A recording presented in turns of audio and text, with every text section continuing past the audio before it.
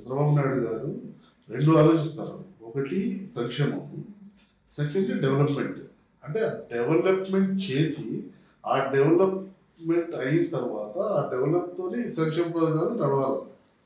ఈ సంక్షేమ పథకాలు కంటిన్యూ కావాలి. అంటే మనకు మన స్టేట్‌కి ఇంపార్టెంట్ ఏంటి? ఒకటి రాజధాని. రాజధాని తర్వాత పోలవరం. పోలవరం తర్వాత హంద్రీనీవా ఇది మొత్తం వాటర్ రాయలసీమకు వాటర్ రావాలి. హంద్రీనీవా ఈ విజన్స్ చేసుకొని ఈ continue within 2 to 2.5 years complete అయిపోతుంది. ఈ కంప్లీట్ అయిన తర్వాత రెవెన్యూ ఆటోమేటిక్ జనరేట్ అవుతుంది.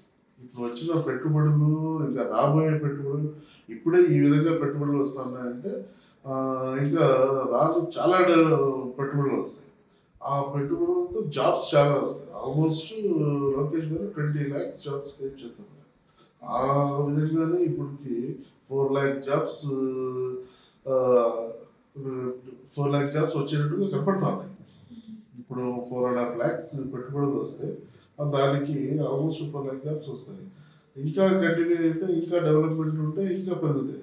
అప్పుడు అందరికీ జాబ్స్ ఉంటాయి, అందరికీ సంక్షేమ పథకాలు అందుతాయి, డెవలప్మెంట్ ఆటోమేటిక్గా డెవలప్మెంట్ కనపడతానే ఉంటుంది.